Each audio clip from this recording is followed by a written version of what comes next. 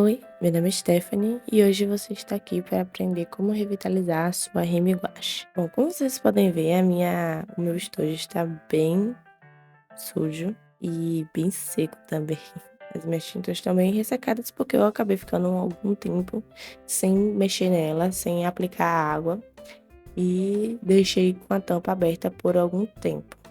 Nesse vídeo você vai precisar só de um recipiente com água, de preferência um borrifador, um palito de churrasco ou qualquer outro material que você prefira para poder fazer uma mistura da tinta e um paninho para você poder limpar, né, tirar o excesso de tinta desse palito. Primeiro eu comecei borrifando, né, todas as tintas, porque ela vai ficar um tempo aí descansando enquanto eu estiver fazendo a mistura, né, a revitalização de outras.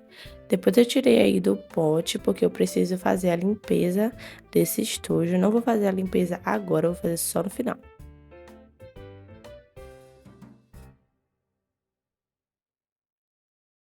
E aí eu já começo aplicando água no potinho, água de torneira mesmo, e esfregando o palito nas laterais, porque fica muita crostinha na lateral.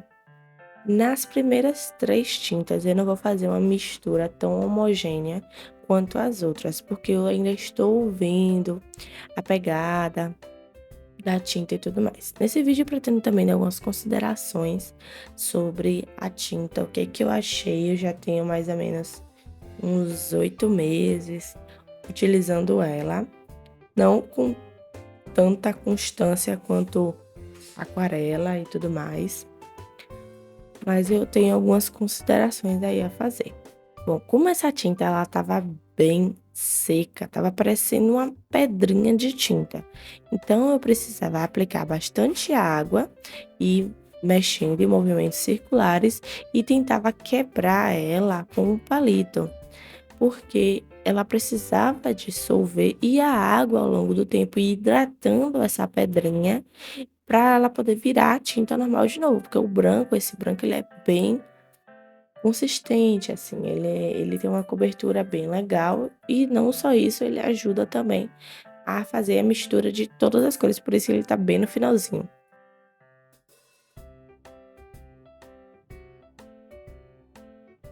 E agora eu tô nesse roxo, ele já estava um pouco assim mais mole antes de eu aplicar a água, antes de eu começar a fazer o vídeo, porque às vezes eu sempre dava uma borrifada assim, mas esse daí ele é mais cremoso. Tem algumas tintas que elas secam muito, elas ficam extremamente esturricadas por dentro. Outras só tem essa primeira camada, assim, mais grossa, né, seca, e logo embaixo elas estão mais consistentes, mas não estão secas. Muita gente em outros canais aí pelo mundo falam e indicam não utilizar água para fazer essas misturas. Tem um material específico para você poder meio que revitalizar, mas eu não indico você gastar dinheiro, sendo que você pode fazer isso com água. O que acontece é o seguinte: lá fora, né, em muitos países é muito frio e o pessoal indica não colocar água porque molham, né, fazem a restauração, deixam com uma poça de água, fecham e esquecem lá por meses. Quando abrem de novo, tem fungo. Muita gente falou isso.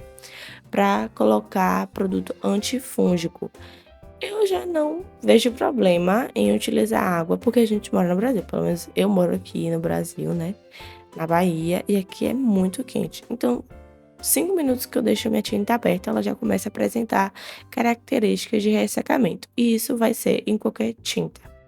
Tem mais ou menos uma semana ou mais que eu fiz a gravação desse vídeo e até hoje as minhas tintas estão bem cremosas, bem uniformes. Eu não tive problema nenhum para poder pegar elas do potinho, super tranquilo. O problema mesmo foi porque eu deixei só alguns minutos com a tampa do estojo aberto e aí depois de um tempo que eu fui, né, em outro lugar e voltei, pouquíssimo tempo mesmo, menos de 10 minutos, já aparecia sinais de ressecamento, mas bem iniciais, umas pequenas, digamos que rachaduras. Porque quando ela seca, ela meio que encolhe. E nesse encolhimento, ela parece que tá rachando mesmo. Mas depois eu borrifei a água e eu sempre tô fazendo isso. Nesse período da gravação do vídeo, pro dia que eu fui utilizar, eu não abri ela, eu não borrifei. E ela tava intacta do mesmo jeito que eu deixei. Só que ao longo do tempo, né, quando eu fui usando, eu comecei a dar uma borrifada para ela não ressecar. E quando eu deixei de borrifar, ela começou a secar. Então você precisa deixar o seu estojo fechado o tempo todo que você puder. Se você tiver aí mais espaço na sua mesa, deixa ela fechadinha. Quando você precisar, você abre e utiliza.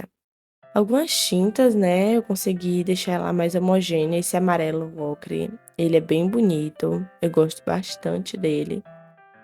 E ele fica bem homogêneozinho mesmo, tem algumas cores que fica bem satisfatório de ver, que meio que vai quebrando.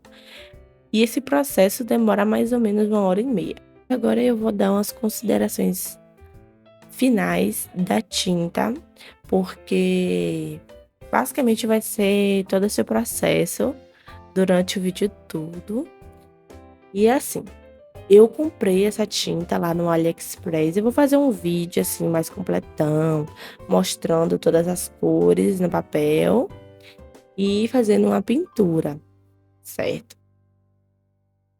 Mas, resumidamente, eu comprei essa tinta no AliExpress. Eu comprei o estojo de 24 cores, né, da Rime.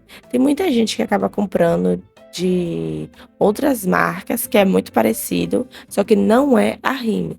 E também tem aquele potão de 56 cores, que eu acho lindo, só que deve ser um absurdo.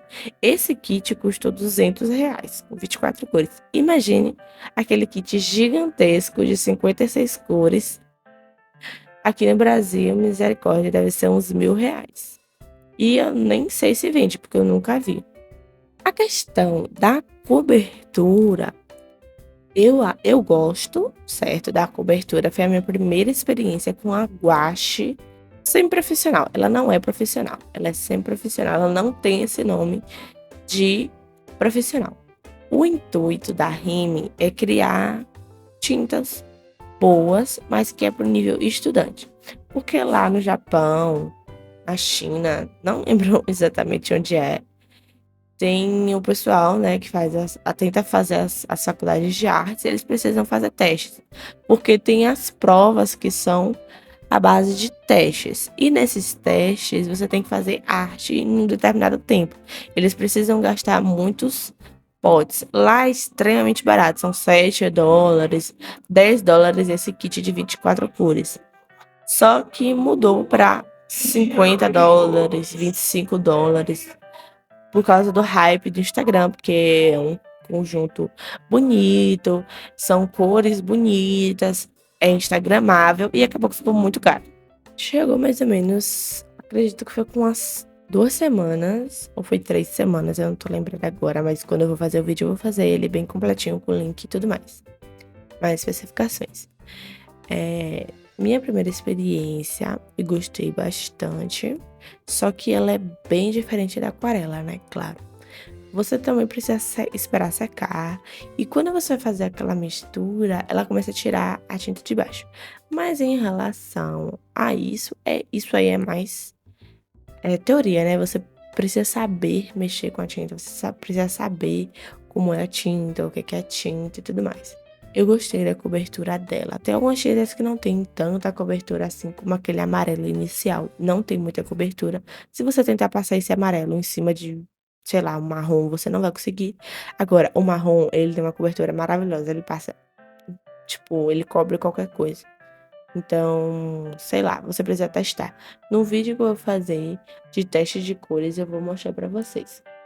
Mas basicamente, os tons azul, marrom, preto, verde, os tons mais escuros, assim, eles têm uma cobertura melhor.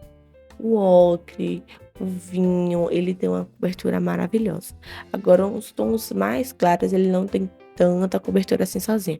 Por isso, eu sempre utilizo o branco. porque o branco já tem uma cobertura legal e quando você mistura, você consegue aquele mesmo tom, só que mais claro. E aí você vai aplicando mais daquela cor, né, que você quer, e aí você vai construindo, digamos que uma nova cor, mas com mais cobertura.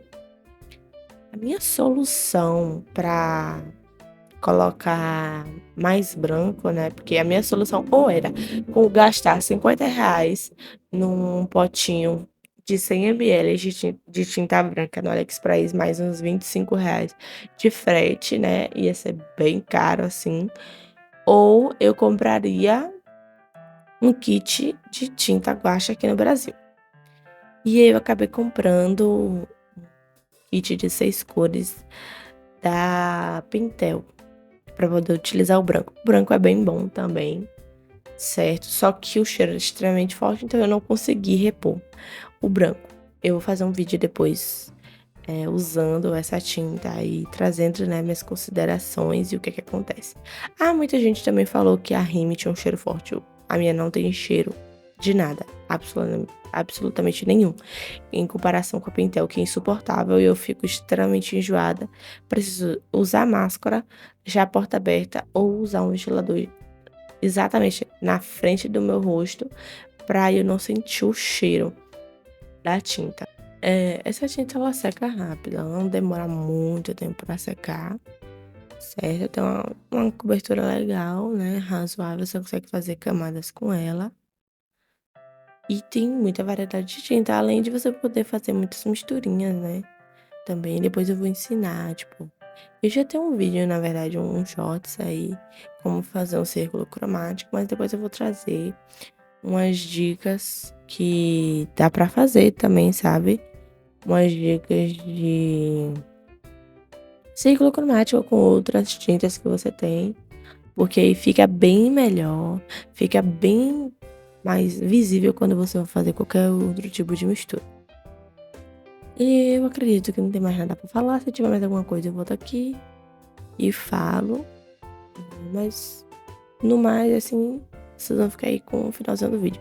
É bem legal a textura dessa tinta, porque ela realmente parece uma gelatina. E o potinho também tem 30 ml, então tem muita tinta.